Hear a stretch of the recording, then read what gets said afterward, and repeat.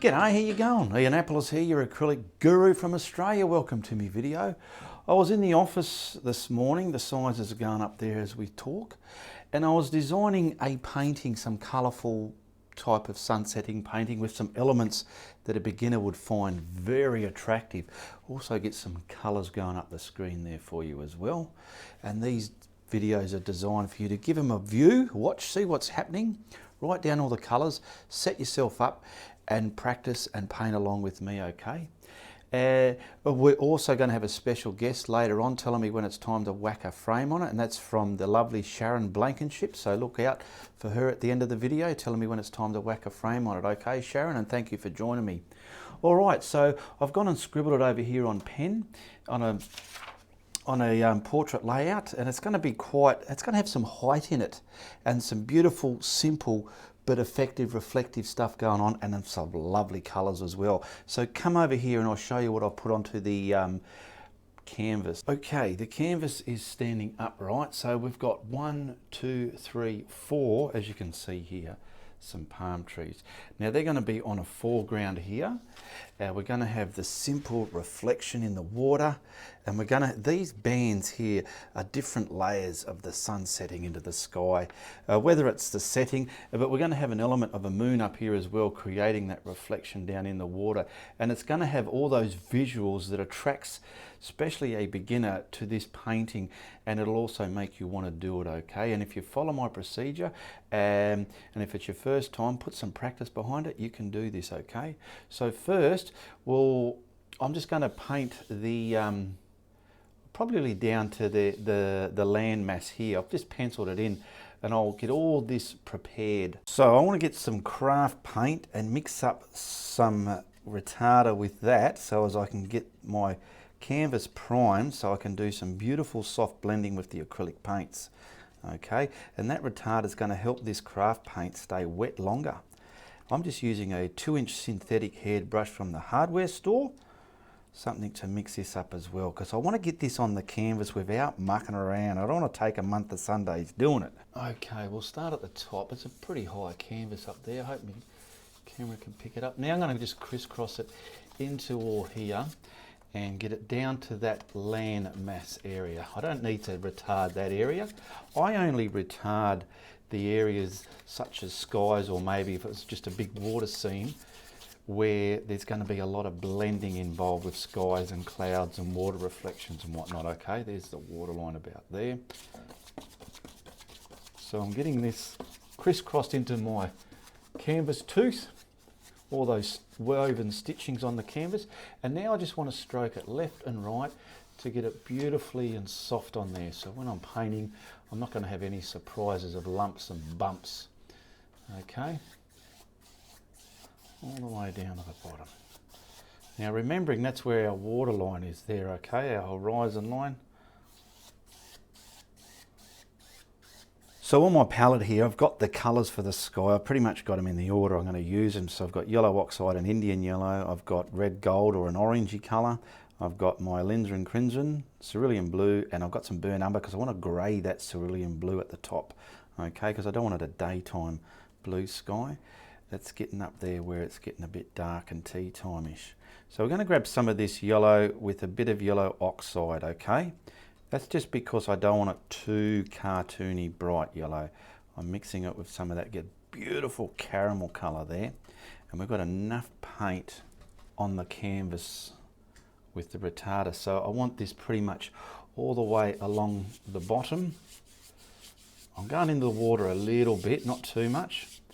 And I want to get this just pretty much all there like that. Blend it across.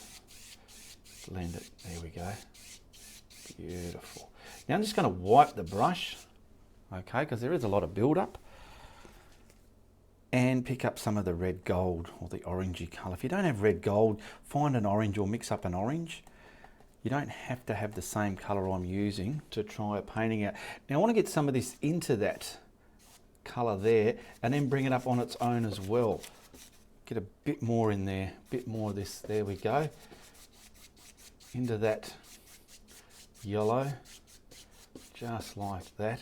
Now I'm going to wipe that one as well, because I just want to blend that now with the very tips of the hairs on this. So get them along there. Now see how we're getting a band here? I like to just sometimes crisscross that down to mash that up a bit. There we go. And we can get some of this up there. Don't want to hit too much white like that. Any accidents like that, work them out. All right, so we got that happening. Now we're going to get a little bit of maybe blue down here. Actually, I better wash that brush because it's going to turn green. Okay, I've washed that brush. I'm getting just a bit of blue because I want to kiss the blue and that orange together. Crisscross it a bit like that before I get the alizarin crimson in there to make up his sort of colour.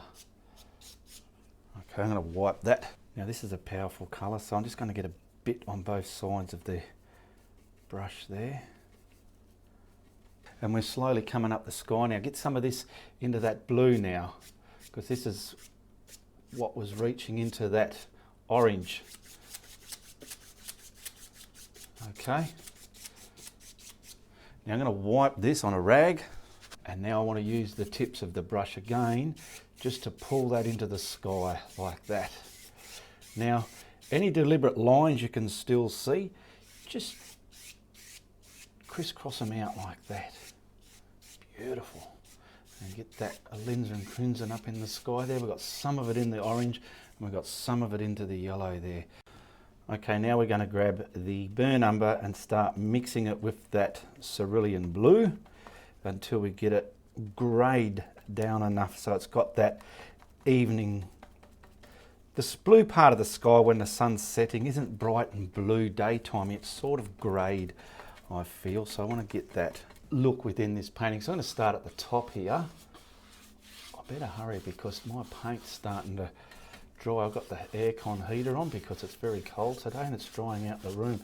So I'm getting all that crisscrossed into there. If you want to put clouds into this, you can. I'll see if this paint's going to let me have enough time to do that. Now I'm going to wipe that and stroke all that blue the way I want it. Crisscross some of the lines there and stroke it again, get it nice and artistically shaped the way you want. Now I will quickly put some clouds in there. Now before I put some clouds in there, I just want to pick up some of this blue paint that's left over. And from the shoreline where the darkest point of it is, and it'll get lighter as it reaches into that yellow. So nice and dark here, and let it fade away into that yellow. And it doesn't matter if it turns green because this is water. Okay, crisscross that yellow down into it, and this is our water, somewhere around there. We can put, let's just see if it's too strong. I'll get some of the orangey bit up in here. There we go, crisscross that into the blue again, just so we're getting those sky colours in there, and a bit of blue down here. Okay. Careful not to kill your yellow in the water. So I've got a fan brush. To me, there's two types of fan brushes. These are hog bristle. These are coarse, where the hairs have got noticeable gaps in the mohawk. And you get another one that's still coarse, but they're not so noticeable with the gaps. I want to use that one and just get the paint on the brush, chisel it to a nice point. Now you don't need a lot on here. If you've got too much on there, it's going to give you grief. Practice this. And I want to get some elements of, well actually I'll start with here, the very bottom bit. Get in the middle and get some cracking sun coming up. Glare it out, twist it around, just muck around with this. This is on the horizon line, okay?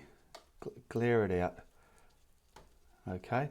I'm going to sit that in a tub of water and I'm going to grab a blending brush, just an appropriate size one, and I want to blend some of this now with turmoil into that orange, okay?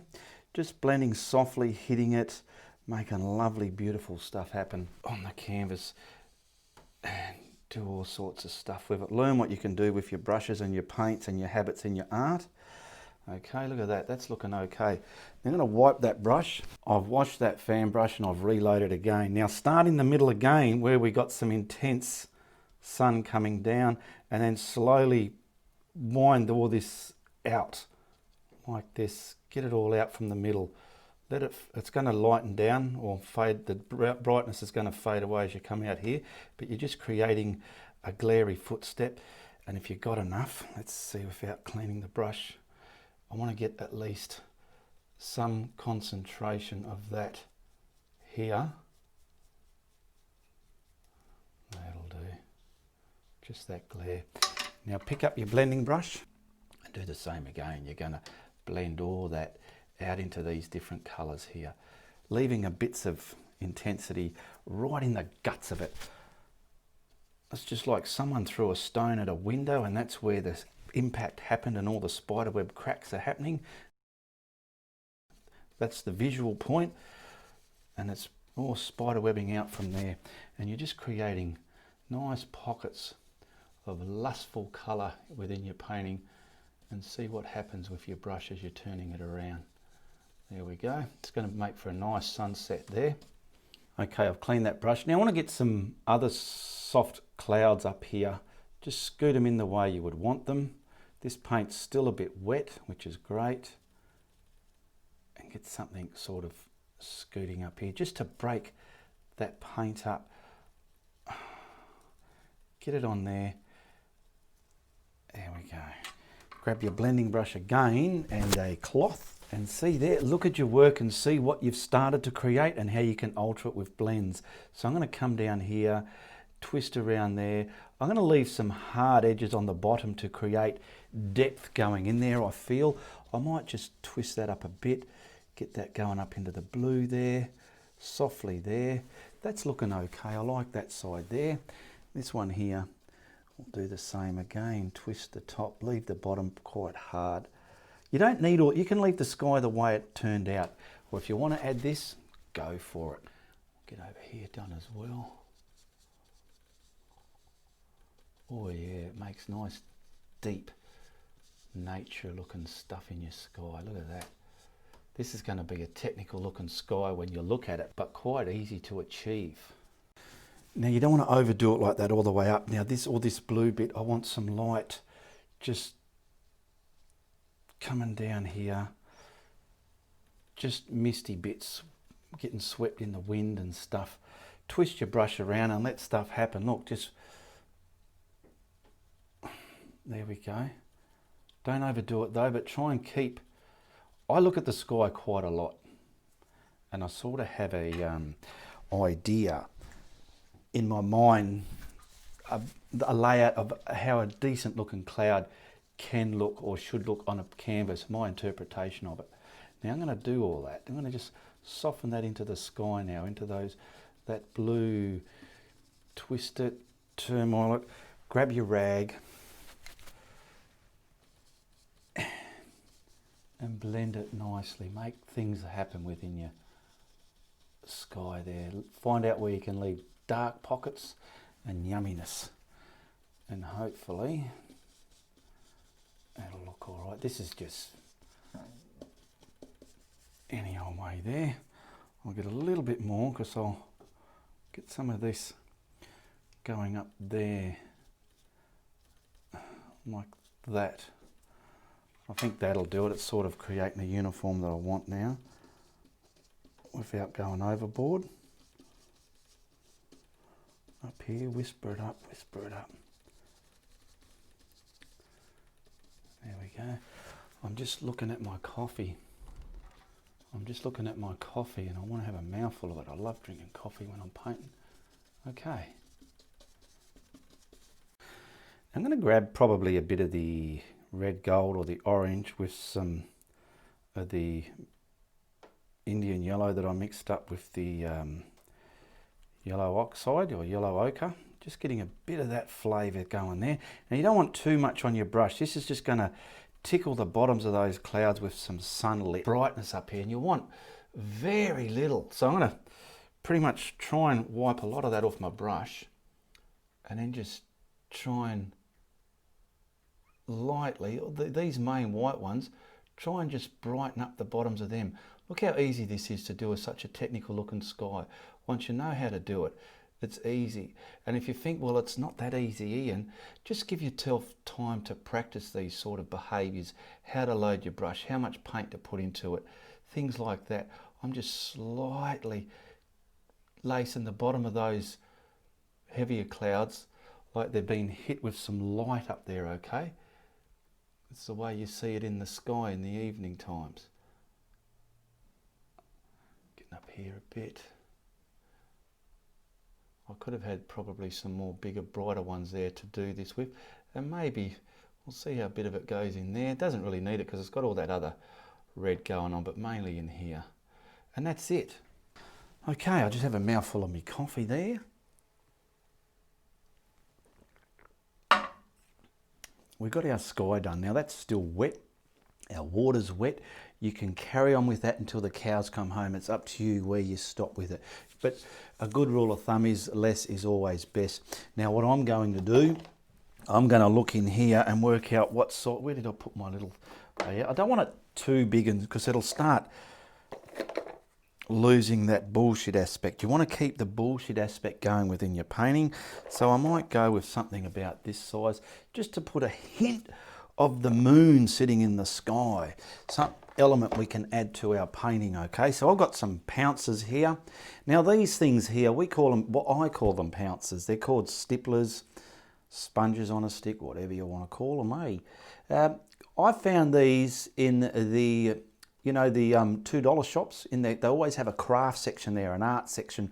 You can buy canvases and paints and craft paints and all sorts. I found a packet of these there. And I thought, well, I'm going to grab them because I know they'll come in handy for something. So come back over here. Okay, it's going to sit up in the blue section. I'm going to get some of that blue.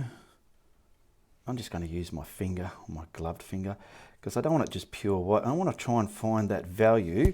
I'm going to be putting this against the painting just so I can see how subtle it's going to look. So I'm going to add some more blue. Now see, that's too blue, so I'm going to add more white again and just see if that temperament's going to be what I want. Subtle. I'm happy with that. It's not white, it's not loud. So down here, I've wet my sponge and just dabbed it in a towel. I don't want it soaking wet. And now I've got to pick this colour up. And we want to just lightly, even practice on your palette, wherever, and then lightly get something going. I'll pull it all on one edge maybe. No, I've got to get it right in there. I'm going to go from the middle and go up, and I want it about there. So I'll just put it on first and see how it's looking. Okay. Now I'll go back on there and just, that's where I'm having it. I'm happy with that. Give it a bit of a twist and manipulate it, manipulate it. There we go. That'll do. Now we have some swirls in there. Leave them there if you want, or grab your finger and just lightly manipulate that subtle moon that's in the sky there. And you can see it's not that loud. Now we're going to grab the pouncer again that's already loaded up with a bit more of this craft paint because that's wet. That's going to stick real good. We have the blue colour here, we don't want to lose it. We want to make this pretty much loud. So I'm going to come from the moon and pretty much put him there and just pull it down and come to a stop like that. Okay, now it's not finished.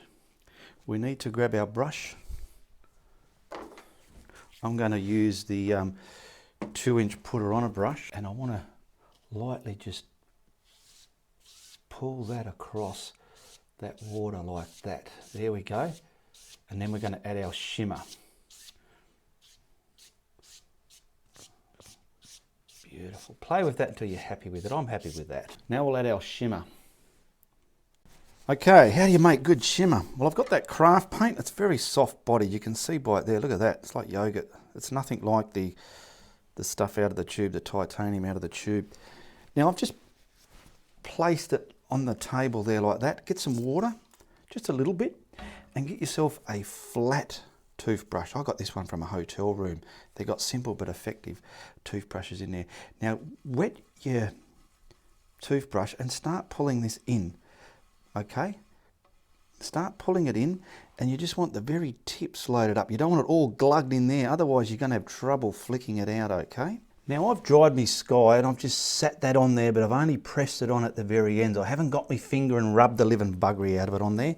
And now you want to, if you're wearing gloves, pull your finger up like that. And then let's create some intense, oh look at that shimmer, mate. Careful, work out your dobs and blobs and how thick they're going. And I want to create that, look at that. It's going forever and a day because I loaded it up the right way on a flat toothbrush. Now I need some more because I'm running out. Okay, so I'll just wipe that on a towel. I'll load it up again the way I showed you before, and I'll get some more on here. Oh yeah, yeah. Shimmer on the water. This looks fantastic, this stuff. We can come out there.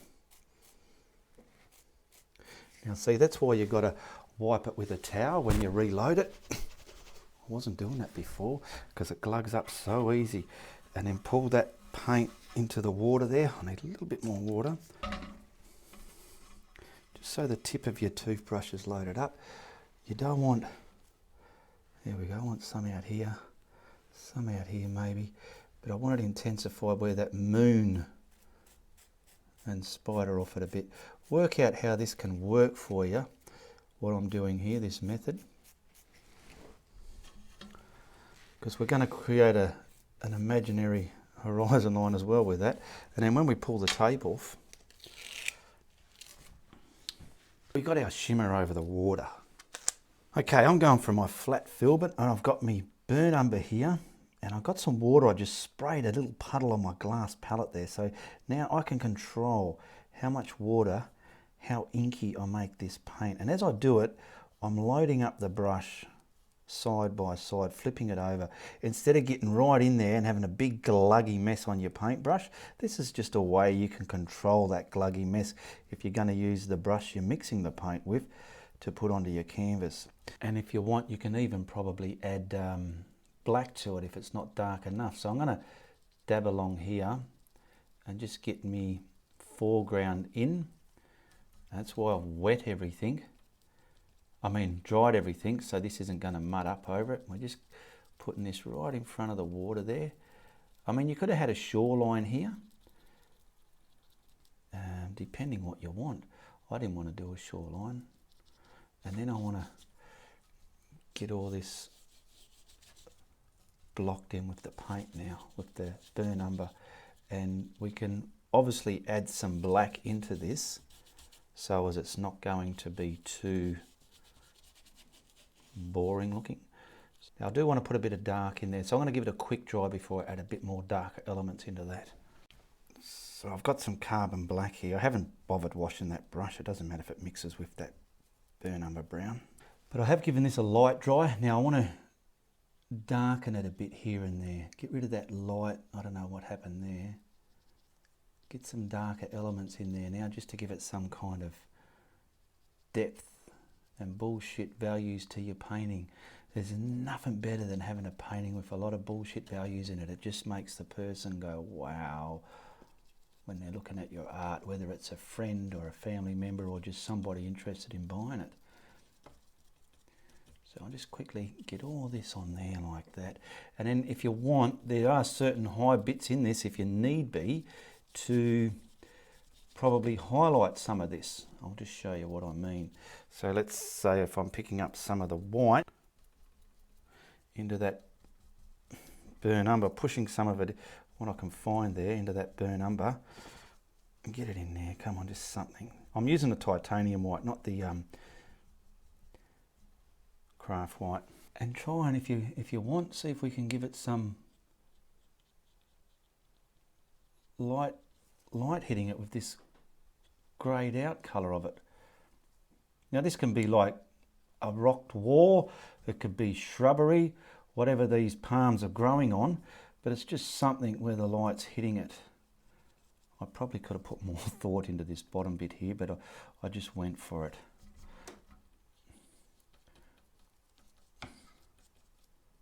So this will look all right. I'm just looking at the monitor there. Yeah, it's looking okay. It's got values there, which I'm happy with, okay.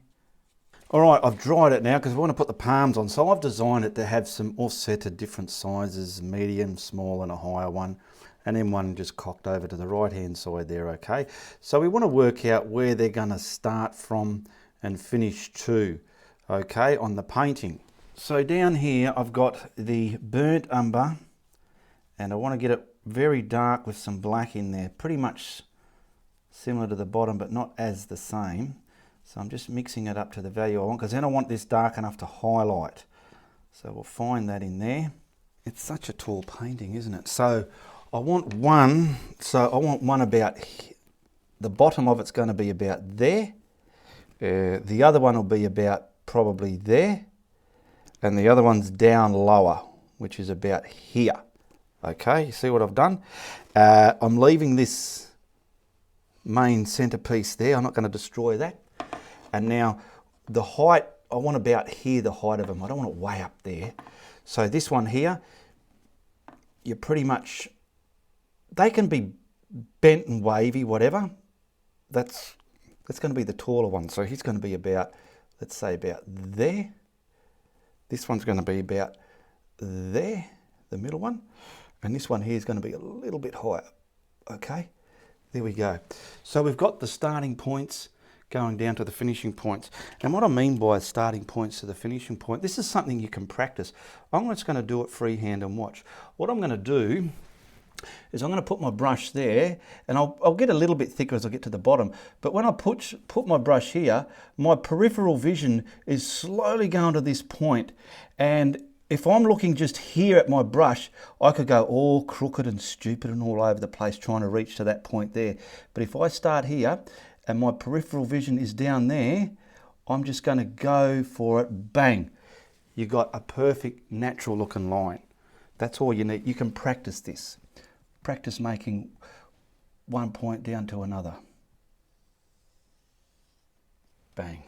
And this one here, you want it reasonably thin at the top and get a bit thicker down the bottom, but stop where you've got to stop. Now what you can do, if you want, you can fine tune them. Like I've got a broken edge on this one. You want them nice and thin, because either those nice tall type of palms, okay, nice tall skinny ones. I don't know, this could be Hawaii, or who else has palm trees? This one here is looking a bit weird, so we'll try and manipulate that to a more believable trunk.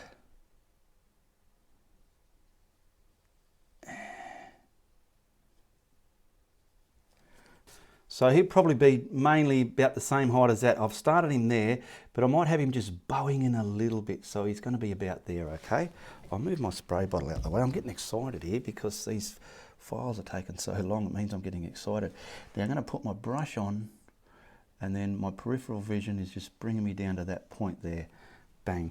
I need to wet the paint a little bit more, just so as those edges don't rip like that. See how they get all broken? You want them nice and sharp, but you don't want your paint going translucent, okay? So we're going to get the edges of these nicely done like that. Okay, now grabbing a smaller brush, but a flat. Now you do your palms how you love doing your palms. I'm going to do mine the way I normally do them.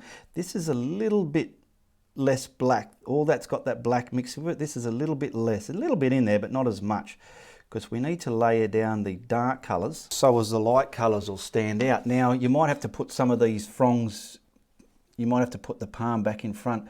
So I'm just going to get a couple of palms going here. Pick up and paint.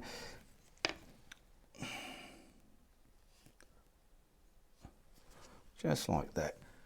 You've seen me do palms like this before. Some of them can have beautiful long prongs. I can never get the name right.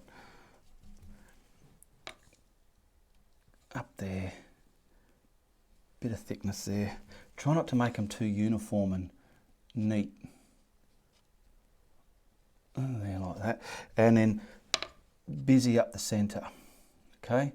And if you want, give them a couple of these things here just to make it look good. There's one. Get another one here. Now I'm going to make sure his fronds are in front of that other one when I'm highlighting them. This is just all the dark bits to accentuate when we put the greens on there. Okay? Any old way. One up there even. And then busy the middle of this one as well. Get it all busy. Bit of dark in there. And it doesn't matter if this one comes off the painting. Oh, went a bit long there. Doesn't matter. Here's a scraggly one. Now I've got things in front and behind, so I've got to work that out when I put the colour on it, okay? So I'll look at my work and see where I want the colour. Now I've dried up there. The trunk, the brush that I used for the trunk hasn't been washed, it was left sitting there. I'm going to pick up some white now and just get it marbly in the brush like that, and I'm going to highlight one side of my trunks before I put the colour on. So we'll start from this one. Let's see, I want it to break up a bit. So where the bottom of the palm is, hit the edge and then just pull it around.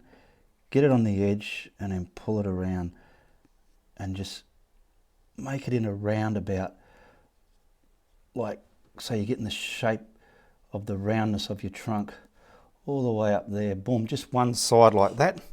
And then simply the same on these ones. So find his base, get it on the edge and just pull it around and let it break. Let it break. Get it on there.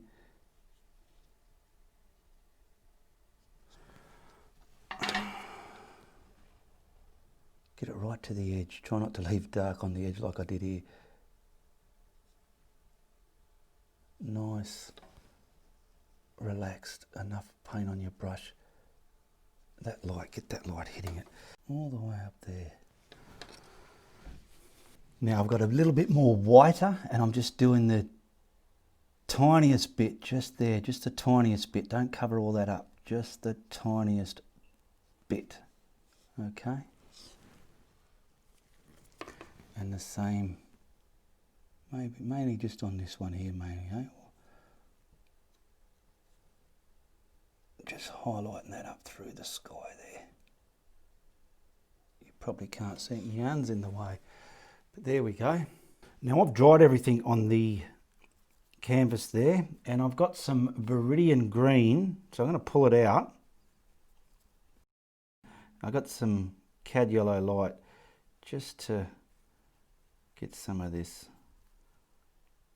brighter. It's still going to be dark, but enough to get on there. Now I'm going to get it all out the brush so I can control what goes on my canvas. Look at your work. So I'm going to work from the back. So this one's in front of that. So I'll probably get some bits of green there, not much there, and a bit there.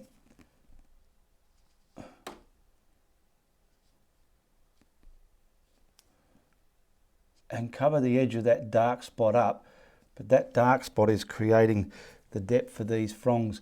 Now you can get this one in front of there, like so.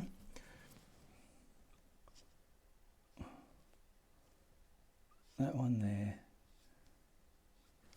And just go over all that dark bit you put on there with this colour, mixed with a bit of yellow, and you'll see that darker aspect there showing, just like that. The same with this one now. Pull him down, pull him down, pull him down.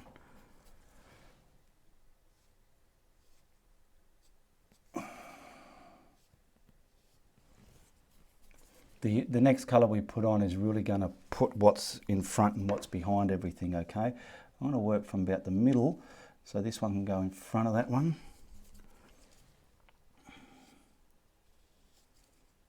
Up here. It's not using much paint at all, really. I'll load it up for that next one and get him right out there like that.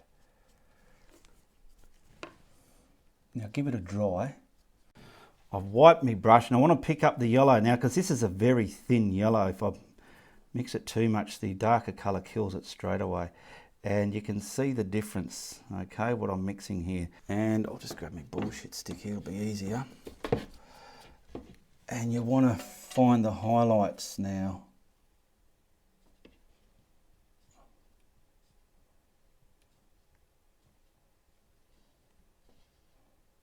Just, I don't know where you feel they could be. How's that looking? Not the best.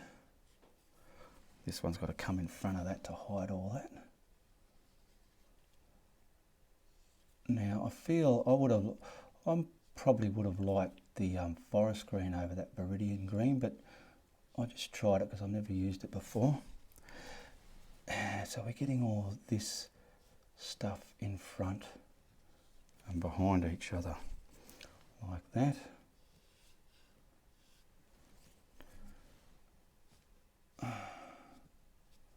Bits up there and the same on this one.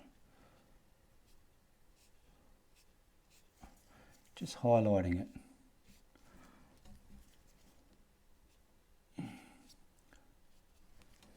There we go, a couple of pulls here and there. Grab some more yellow now, and you want to get an even more yellowy version of that.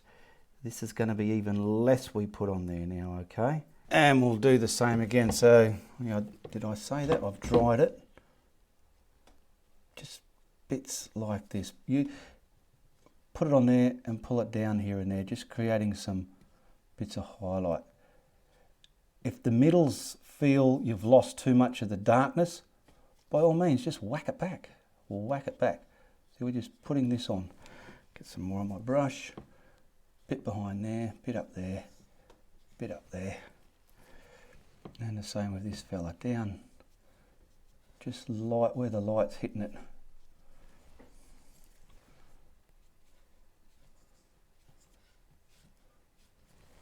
Probably a bit limey for my taste. I think I would have liked the, what do you call it? The forest green. I've got some forest green here, so I'm going to pick that up. Yeah, that Viridian was a bit vivid, I think. And I'll just try and darken that back up a bit better, just so it's not so vivid. Just give it its own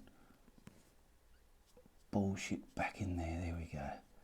We saved the day, I feel. That's not so vivid, huh? So it's good you watch the whole video before you do it, because you'll know, well, when it comes to this part, you'll use your forest green instead of your Viridian green, I feel. Wouldn't you think? You'd just tell me in the comments below what green looked better, the Viridian green or the forest green. There we go. I might put a bolt of lightning coming down there. You don't have to add this if you don't want to. We'll start from about here. Just a nice simple